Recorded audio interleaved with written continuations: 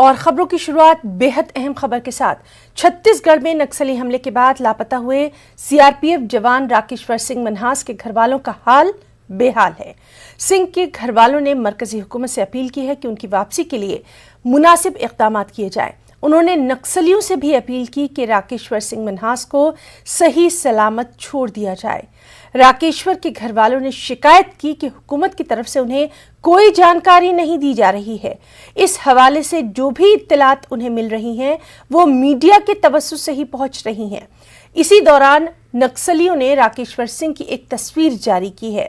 जराये के मुताबिक नक्सलियों ने कहा कि राकेश्वर महफूज हैं और जब तक सरकार की तरफ से मुज़ाकरात नहीं किए जाते तब तक जवान उनके कब्जे में रहेगा। वहीं बस्तर रेंज के आईजीपी ने न्यूज़ 18 से कहा कि फोर्सेस राकेश्वर की तलाश में जुटी हैं। बड़ी है कि वो वापस आ सकते हैं, पर ये नहीं पता कि वो सेफ हैं या नहीं है। अभी हमारे पास उसका कोई प्रूफ नहीं आया। वही चार्जशीट भेजी उन्होंने 2 पेजों की, उस पर तो उन्होंने अपना ही लिखा। लास्ट में 1-2 लाइन लिखी है उनकी कि वो राकेश्वर सिंह मन्हास जो है वो हमारे कब्जे में है और सरकार मध्यस्थलों को ढूंढने की कोशिश करे और हम उनको छोड़ देंगे। पर ये हमें पूरा भी प्रूफ नहीं आया कि वो सेफ हैं। तो आपकी क्या अपील होगी नक्सलियों से और सरकार से? मेरी यही अपील है नक्सलियों से कि उन्हें सुरक्षित रखें और जल्द से जल्द वापस भेज दें, और सरकार से भी यही अपील है कि जल्दी से जल्दी कोशिश करो और मीटिंग्स लो और उनको वापस भेज ले आओ वहाँ। हमारे को बहुत ज़्यादा महसूस हो रहा है कि हमारा बेटा नहीं आ रहा, अभी तक नहीं, वो छोड़ रहे हैं। पता नहीं सरकार क्या कर रही है और सरकार उसकी कोई पूछताछ नहीं कर रहे हैं। मैं यही चाहती हूँ कि मोदी से मेरी यही प्रार्थना है कि जल्द से जल्द मेरे पापा को घर भेजा जाए। न्यूज़ में भी आ रहा है कि उनके पास बंधक है हमारा भाई, बट ऑफिशियली किसी ने अभी तक एक्सेप्ट नहीं करा कि हाँ उनके पास है। और हमें एक साहस बांधे, हमारे परिवार सारा परेशान है पिछले 4 दिनों से, किसी ने भी कुछ भी नहीं अभी तक स्टेटमेंट दिया। तो हम किस तरह से मान सकते हैं कि सरकार कुछ कर रही है या नहीं कर रही है? बस यही सुनने को मिल रहा है। सीआरपीएफ की तरफ से भी आए थे कल हमारे इधर अफसर, कुछ डीआईजी साहब भी आए थे शायद, और एसएसपी साहब भी आए थे। बोले धैर्य बना के रखें, बस यही बोल रहे कि धैर्य बना के रखें। आखिर कब तक? पिछले और जम्मू में आज चंद लोगों ने एहतजाज किया। एहतजाजियों ने जम्मू अखनूर शाहरा को ही ब्लॉक कर दिया। एहतजाजियों ने मांग की कि नक्सलियों के कब्जे में है सीआरपीएफ जवान राकेश्वर सिंह को जल्द रिहा करवाने की हुकूमत इक़दाम करे। इस एहतजाज की वजह से शाहरा पर काफी देर तक ट्रैफिक की आमदोरफ्त मुतासिर रही। मैसेज आया है कि वहाँ वो उनके पास है, मगर गवर्नमेंट की तरफ से ऑफिशियल कोई सेंट्रल गवर्नमेंट की तरफ से कोई अभी तक बयान नहीं आया है। स्टेट गवर्नमेंट की तरफ से एलजी साहब की तरफ से जहाँ स्टेट का कोई नुमाइंदा हमारे घर में नहीं आया है। हमारी यही डिमांड है। 5 दिन हो गए हमारे नौजवान को उनके पास, मगर अभी तक गवर्नमेंट की तरफ से ऑफिशियल कुछ नहीं आया। तो हमारा 5 दिन बर्दाश्त करने के बाद हमारा गुस्सा फूटा है, हम सड़कों पर आ गए हैं। हमारी यही सरकार से डिमांड है कि जल्दी से जल्दी हमारा वीर जवान घरों को वापस आए। भारत सरकार को ये बोलना चाहता हूं कि हमारे देश का जवान है, जल्द से जल्द उसे वापस लाया जाए। और स्टेट गवर्नमेंट को, एलजी साहब को, मनोज सिन्हा साहब को ये बोलना चाहता हूं कि आप पूरे दिन में 1000 एट्यूट करते हैं, बट आपने हमारे जम्मू का जो एक जवान था उसके लिए आपने एक भी बयान नहीं दिया। ऐसा क्या हो गया? सेंट्रल गवर्नमेंट की तरफ से भी अभी कोई नोटिस नहीं आया है कि वो जो जवान है जो जम्मू का रहने वाला है वो उनके पास है या नहीं है। ये तो सूत्रों के हवाले से हमें खबर मिली है कि वो जवान उनके पास है। मुख्तार अंसारी की सिक्योरिटी को लेकर दाखिल दरख्वास्त पर सुप्रीम कोर्ट में 9 अप्रैल को सुनवाई होगी। मुख्तार अंसारी की अहलिया ने सुप्रीम कोर्ट में दरख्वास्त दाखिल कर सिक्योरिटी की मांग की है। वाज़ेह है कि मुख्तार अंसारी को पंजाब से यूपी की बांदा जेल में शिफ्ट किया जा चुका है। मुख्तार अंसारी की सुरक्षा को लेकर मुख्तार अंसारी की पत्नी के द्वारा दाखिल अर्जी पर सुप्रीम कोर्ट 9 अप्रैल को सुनवाई करेगा। दरअसल मुख्तार अंसारी की पत्नी आफसा अंसारी ने सुप्रीम कोर्ट में अर्जी दाखिल करके मुख्तार अंसारी की सुरक्षा को लेकर सुप्रीम कोर्ट का दरवाजा खटखटाया है। मुख्तार अंसारी की पत्नी ने अपनी अर्जी में ये मांग की है कि मुख्तार अंसारी उत्तर प्रदेश में सुरक्षित नहीं है, लिहाजा उनकी सुरक्षा को लेकर सुप्रीम कोर्ट अहम आदेश जारी करे। मुख्तार अंसारी की पत्नी ने अपनी अर्जी में यह भी कहा है कि मुख्तार अंसारी के दुश्मन उत्तर प्रदेश में बहुत ज़्यादा हैं, लिहाजा उनकी सुरक्षा को लेकर सुप्रीम कोर्ट एक अहम आदेश जारी करे।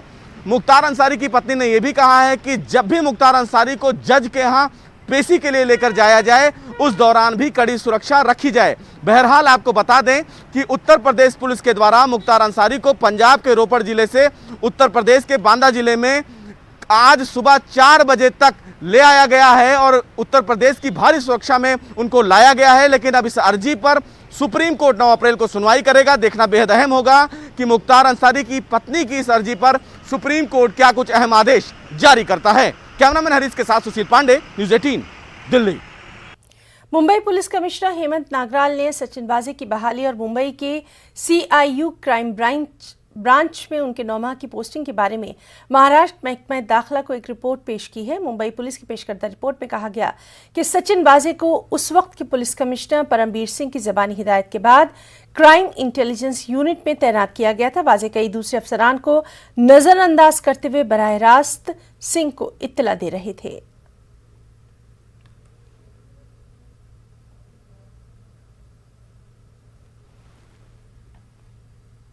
रिजर्व बैंक ऑफ इंडिया की मॉनेटरी पॉलिसी कमेटी ने रेपो रेट को 4% तक बरकरार रखा है। इसका ऐलान RBI के गवर्नर शक्तिकांत दास ने किया।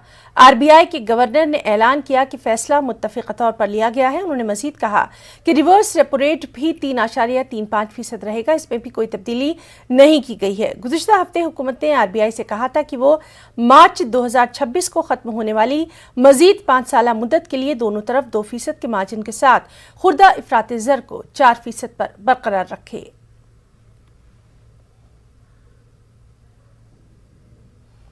वज़ीर-ए-आज़म नरेंद्र मोदी आज शाम 7 बजे परीक्षा पे चर्चा प्रोग्राम के तहत तलबा, असातिज़ा और सरपरस्तों से खिताब करने वाले हैं। प्रोग्राम वर्चुअल होगा। PM मोदी ने खुद इस प्रोग्राम की जानकारी ट्वीट के जरिए दी। परीक्षा पे चर्चा 2021 में बहस के लिए इंदराज का अमल 14 मार्च तक मुकम्मल हो गया। वज़ारत तालीम ने एक बयान में कहा कि रवां साल 17 फरवरी से 14 मार्च तक मुख्तलिफ मज़ामीन पर 9वीं से 12वीं जमात के बच्चों, असातिज़ा और वालिदैन के लिए ऑनलाइन तख्लीकी तहरीरी मुकाबले का इनेकाद किया गया था। बयान के मुताबिक परीक्षा पे चर्चा के चौथे एडिशन में तकरीबन 14 लाख शुरा ने हिस्सा लिया।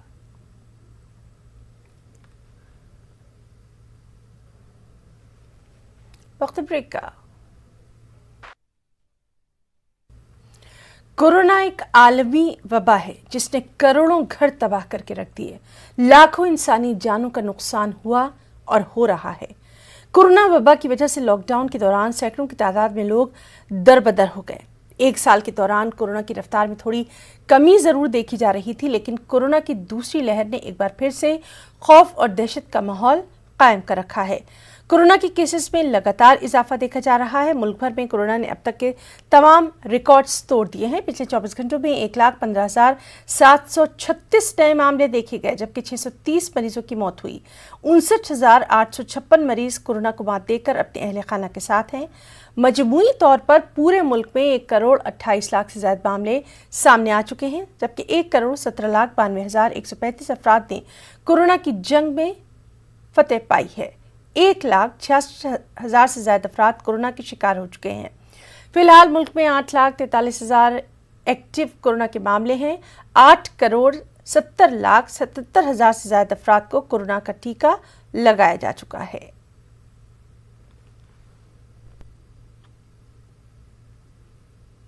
कोविड के केस लगातार बढ़ते जा रहे हैं और इसी के बीच ICMR की एक रिपोर्ट आई है। ICMR की स्टडी के अनुसार री इन्फेक्शन का खतरा भारत में बढ़ता जा रहा है। इस विषय पे बात करने के लिए हमारे साथ सर गंगाराम हॉस्पिटल के डॉक्टर अतुल गोगिया मौजूद है। उन्हीं से बात करेंगे। सर, सबसे पहले तो हमारे दर्शकों को ये बताइए कि ये री इन्फेक्शन होता क्या है।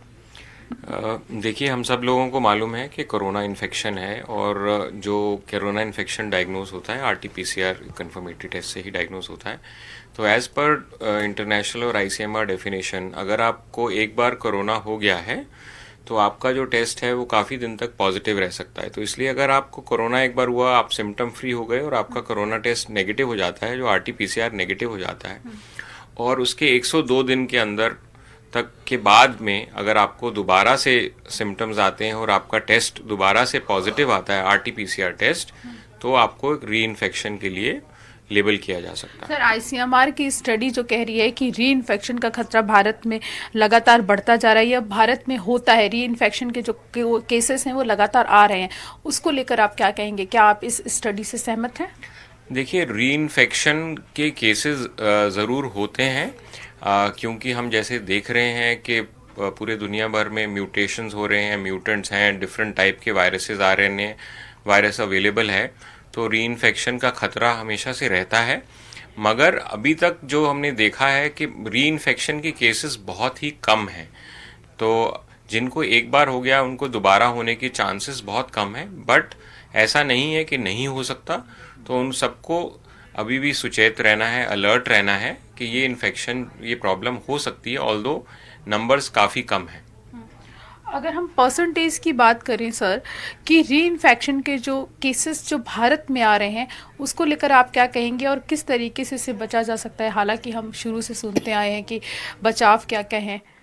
देखिए, बचाव वही है। री इन्फेक्शन, जब तक इस बीमारी के बारे में क्लैरिटी नहीं रहती, इलाज के बारे में क्लियर कट ट्रीटमेंट नहीं है, वैक्सीनेशन कंप्लीट नहीं होता है, तब तक हमें पूरे एहतियात बरतने हैं। हमें डिस्टेंस मेंटेन करना है, मास्क पहनना है, और अगर हमको कोरोना हो गया है या वैक्सीन लग गया है तो हमें निश्चिंत नहीं हो जाना है कि हमें नहीं हो सकता, तो ये इन्फेक्शन हो सकता है। तो जो सारे के सारे हम बार बार बोल रहे हैं कि सामाजिक दूरी बनाए रखना, मास्क पहनना, ये सारी चीज़ों का हमें ध्यान तभी भी रखना है जब तक ये बीमारी के आगे हम पूरा इसको कंट्रोल नहीं कर लेते। शुक्रिया सर न्यूज़ 18 से बात करने के लिए। तो सुना आपने, ये थे डॉक्टर अतुल गोगिया, जिनका साफ साफ कहना था कि री इन्फेक्शन के जो केसेस हैं वो भारत में बढ़ रहे हैं, लेकिन उनका जो प्रतिशत है वो कम है। कैमरा पर्सन संजीव वर्मा के साथ प्रीति श्रीवास्तव, न्यूज़ 18 दिल्ली। उधर महाराष्ट्र में कोरोना की रफ्तार है कि थमने का नाम नहीं ले रही। गुज़िश्ता 24 घंटों में रियासत में 55,469 मामले सामने आए हैं, जबकि 297 लोगों की मौत की खबर है। अब रियासत में एक्टिव मरीजों की तादाद 4,72,283 हो गई है। वहीं मुंबई में गुज़िश्ता 24 घंटों में 10,040 नए कोरोना पॉजिटिव के मामले सामने आए। शहर में कोविड-19 से 32 मरीजों की मौत वाक़ई हुई।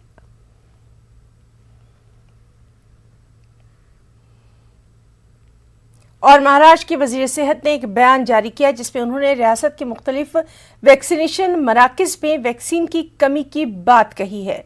टोपिक के मुताबिक वैक्सीन की किल्लत के सबब लोगों को वापस भेजना पड़ रहा है।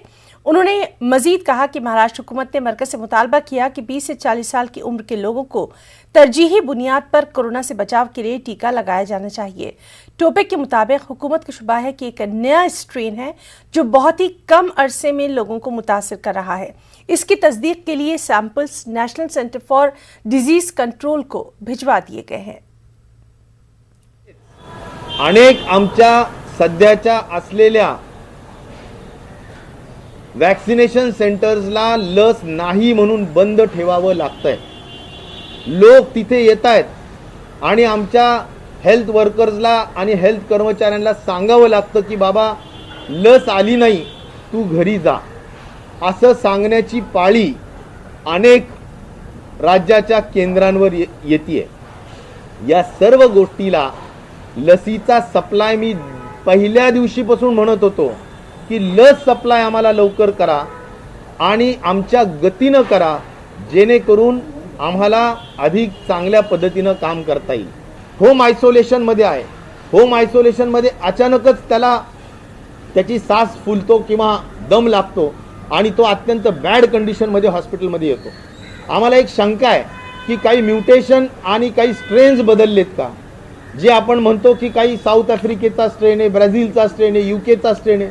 तर या संबंधी जेवढे काही सॅम्पल्स आम्ही पाठवलेले आहेत एनसीडीसीला, त्यांना मी काल माननीय मंत्री महोदयांना सुद्धा सांगितलं, हर्षवर्धनजींना, की आम्ही काही टेक्निकल लोक नाही, आपल्याला याबाबत सांगावं लागेल की हा कुठला स्ट्रेन आहे, कुठल्या भागात, विदर्भात काही वेगळा आहे का, मराठवाड्यात वेगळा आहे का, मुंबईला काही वेगळा आहे का, पुण्याला काही वेगळा आहे का, ह्या सगळ्यांचे आम्ही सॅम्पल्स पाठवले। और अहम खबर, मध्य प्रदेश में कोरोना से हालात बेकाबू हैं, ऑक्सीजन की कमी हो सकती है। 8 अप्रैल को अलामती हड़ताल पर रहेंगे जूनियर डॉक्टर।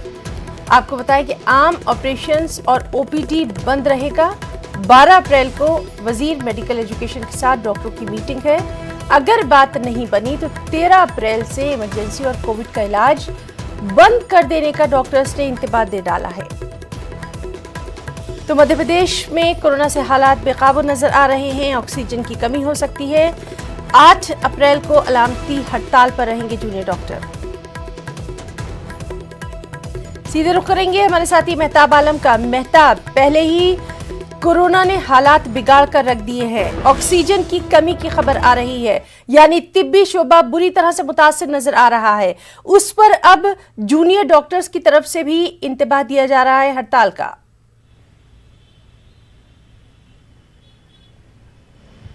है ना, बता दें क्योंकि हालात जिस तरह से तशवीशनाक रुख अख्तियार करते जा रहे हैं, वहीं पर हुकूमत के जरिए पिछले साल कोरोना वॉरियर से और जो अस्पताल के जो फ्रंटलाइन वर्कर्स थे उनसे जो वादा किया गया था वो वादा आज तक पूरा नहीं किया गया है। यही वजह है कि जूनियर डॉक्टर्स ने कल जो है अलामती हड़ताल का ऐलान किया है। उसके बाद 12 तारीख उन्होंने अल्टीमेटम दिया कि अगर नहीं वो होता है तो आगे वो गैर महीना मुद्दत की हड़ताल कर सकते हैं। थोड़ी देर पहले हमारी भोपाल कलेक्टर अविनाश लवानिया जी से बात हुई तो उन्होंने कहा कि सप्लाई बंद नहीं हुई है, बल्कि गैस की जो खपत है वो बढ़ गई है। इसलिए जो है उन्होंने उसको यकीनी बनाने के लिए इंडस्ट्रीज को जो है गैस की सप्लाई जो फौरी तौर पर बंद करने, अस्पतालों में जो है उसको देने के लिए यकीनी बनाने के लिए कहा है, ताकि अस्पतालों में मरीजों को किसी भी तरह की कोई तकलीफ ना हो। अगर पूरे मध्य प्रदेश की बात करें तो 62% मरीज जो है होम आइसोलेशन में है और 38% मरीज जो है ये अस्पतालों में है। और अस्पतालों में बेड की कमी को देखते हुए वजीर आला शिवराज सिंह ने इसकी तादाद में और इजाफा करने और जो यहाँ पर होटल्स हैं, होटल्स को अस्पतालों में कन्वर्ट करने का भी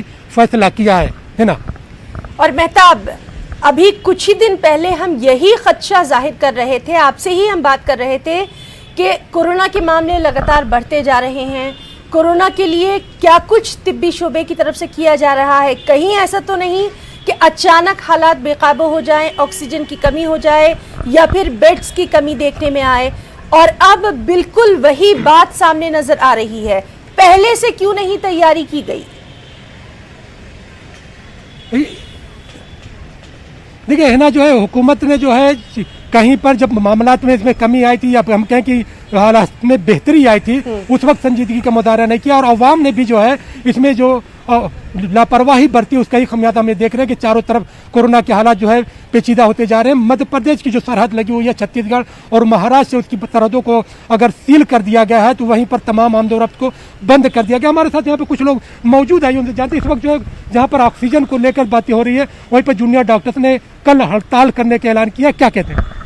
बिस्मिल्लाहिर्रहमानिर्रहीम। देखिए ये वक्त जो है राजनीति करने का नहीं है। अपने मसलों को बाद में भी उठाया जा सकता है, उस पर बाद में भी बात की जा सकती है। अभी वक्त है कि इस दुख और तकलीफ के मौके पर हम सबको मिलकर लड़ना चाहिए।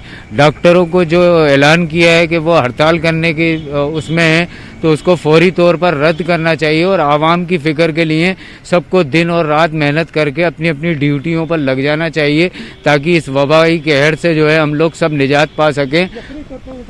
कहर से तभी निजात पा सकते हैं जब तमाम लोग मिलकर हर फ्रंट पर काम करेंगे। हुकूमत की जो अपनी कोशिशें हैं उसके साथ साथ आवाम को भी अपनी बेदारी का सबूत देने की जरूरत है ना। जी मेहताब आलम, बहुत बहुत आपका शुक्रिया अदा करना चाहेंगे। और कल क्या कुछ हालात वहां पर रहते हैं उस पर भी लगातार हमारी नजर बनी रहेगी। कोरोना वबा की दूसरी लहर ने शादी करने वाले खानदान और शादी खाने के मालिकान की परेशानियां बढ़ा कर रख दी हैं।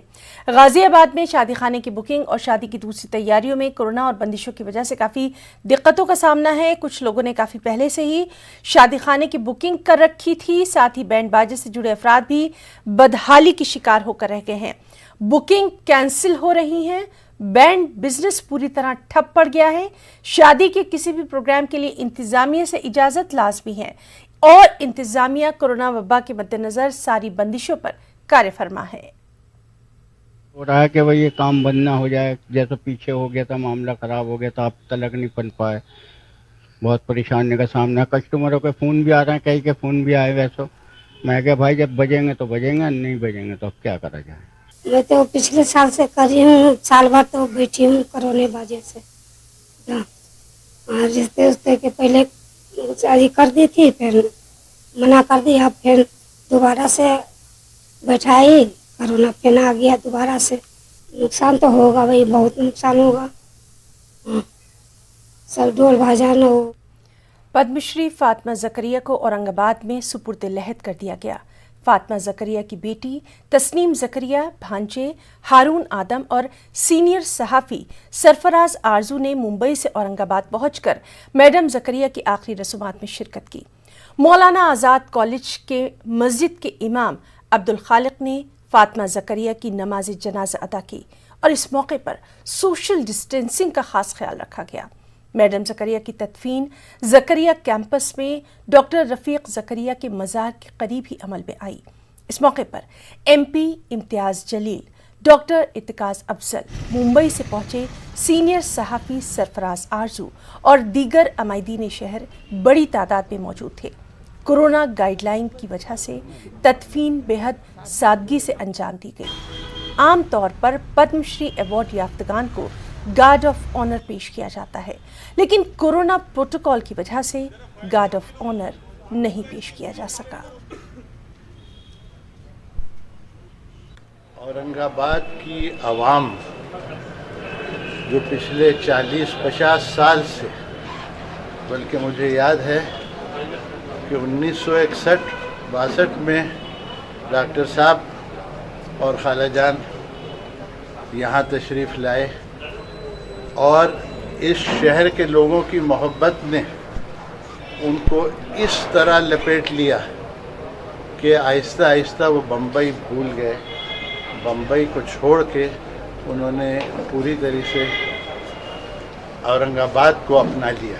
चाहे वो डॉक्टर रफीक ज़करिया हो, मैडम फातिमा ज़करिया हो, इन लोगों का जो कंट्रीब्यूशन रहा है और ख़ास तौर से एजुकेशन के फील्ड के ऊपर मैं समझता हूँ कि उनके मुकाबले में शायद ही कोई होगा जिन्होंने औरंगाबाद और मराठवाड़ा जैसे पिछड़े इलाके को चुना, यहाँ पर लोग बच्चों के अंदर तालीम फैलाने का जो काम किया, जो इदारे यहाँ पर शुरू किए गए और जिसके ज़रिए मैं समझता हूँ कि आज लाखों की तादाद में जो स्टूडेंट्स यहाँ से पास आउट होके गए हैं, ज़्यादातर ये वो स्टूडेंट्स थे जो शायद अगर मौलाना आज़ाद एजुकेशन ट्रस्ट के कॉलेजेस अगर नहीं होते तो मैं नहीं समझता हूँ कि वो तालीम हासिल कर पाते थे।